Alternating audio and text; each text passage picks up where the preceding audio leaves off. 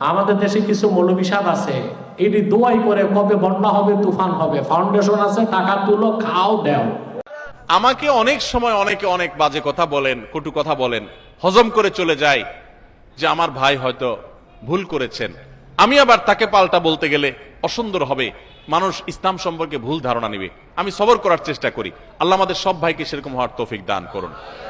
আলেমদের মধ্যে যারা মতবিরোধ করে, আরেকজনের পিছে লাগালাই করে, পাবলিকের সামনে একজন আরেকজনের বদনামিতে লিপ্ত, তারা জানে না যে তাদের পায়ের তলায় মাটি নাই।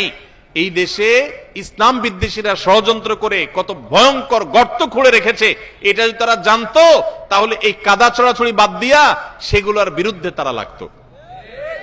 তারা প্রকৃত অবস্থা জানে না। যেই কোনো আলেম, যে কোনো ধার্মিক মানুষ, তিনি যদি পরস্পর দ্বন্দ্বে লিপ্ত হন তাহলে বুঝতে হবে যে বড় বড় চ্যালেঞ্জগুলো সম্পর্কে তিনি জানেন না, সেজন্য তিনি এই ছোটখাটো বিষয়গুলো নিয়ে পড়ে আসেন।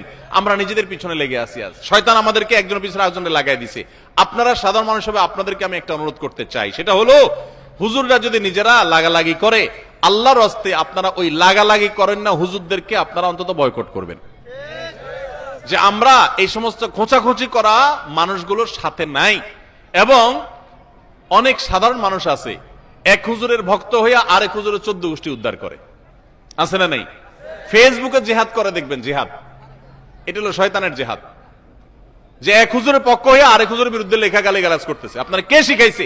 আপনার কোন হুজুর যদি আপনাকে শিখায় আরেক হুজুরের বিরুদ্ধে গালিগালাজ করো, ষড়যন্ত্র করো, তো মনে রাখবেন ওই হুজুর থেকে ইসলাম শিক্ষাই আপনার জায়েজ নাই। আপনি দিন শিখবেন সেই মানুষের কাছ থেকে যে মানুষটা অন্য মানুষকে ভালোবাসতে শিখায়। কার ভুল হতে পারে, সুন্দরভাবে পারলে বুঝান, না হলে চুপ থাকেন। নবী সাল্লাল্লাহু আলাইহি ওয়াসাল্লাম পরিষ্কারভাবে বলেছেন যে যে ব্যক্তি আল্লাহ এবং আখিরাতের প্রতি ঈমান আনে, ফালিয়াকুল খায়রান আও লিয়াসমুত, সে হয় ভালো কিছু বলবে আর নাহলে চুপ থাকবে, মুখ দিয়ে খারাপ কিছু বলবেন না। আমার অবাক লাগে, অনেক হিন্দুদের আইডিতে অনেক ফেজ আমাদের ছেলেফেলেরা, মুসলমানের ছেলেফেলেরা দেখা যায় কমেন্ট করে, সেখানে তাকে গালিগালাজ করে, মালাউন, এটা সেটা নানান খারাপ কথা বলে।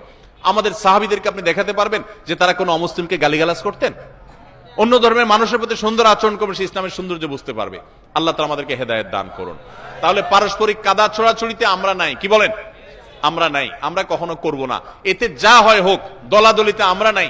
আব্দুল্লাহ জাহাঙ্গীর রহমাতুল্লাহ একটা সুন্দর কথা বলতেন, স্যার বলতেন, শুনেন, আমরা হুজুররা গন্ডগোল করব, এগুলো আমাদের স্বার্থের ব্যাপার।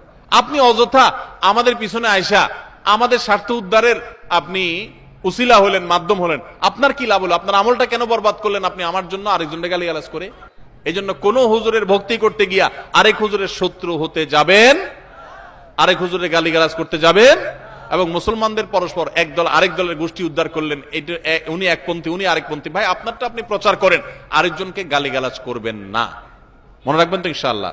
তাহলে ওলামাদের ঐক্য যাতে নষ্ট না হয়, সেই জন্য আমরাও শান্তিপূর্ণ ভাবে থাকার চেষ্টা করব এবং এই জাতীয় কাজ পরিহার করব। আল্লাহ আমাদের তৌফিক দান করুন। যুবকরা যদি সুন্দর হয়ে যায়, গোটা দেশ সুন্দর হয়ে যাবে। যুবকরা যদি সচেতন হয়ে যায়, চৌকান্না হয়ে যায়, গোটা দেশ, গোটা সমাজ, গোটা পরিবার সুন্দর হয়ে যাবে। এই জন্য আপনাদের এই যে চেষ্টাটা, এই যে প্রচেষ্টা, যে আপনারা ইবাদত বন্দেগী করতে চান, ভালো কিছু করতে চান, সেবামূলক কিছু করতে চান, সেটা অবশ্যই প্রশংসনীয় কাজ। আমি আপনাদেরকে কয়েকটি পরামর্শ দিতে পারি। নাম্বার 1, আপনারা নিজেদের ব্যক্তিগত ইবাদত বন্দেগীর পাশাপাশি আপনার এলাকায় কোন গরিব মানুষগুলো ভালো করে ইফতার জোগাড় করতে পারে না, সাহারি জোগাড় করতে পারে না, জিনিসপত্রের দাম অনেক বেশি, দ্রব্যমূল্যের ঊর্ধ্বগতির এই সময়ে বহু পরিবারের মানুষ আছে যে ইফতার করতে পারে না।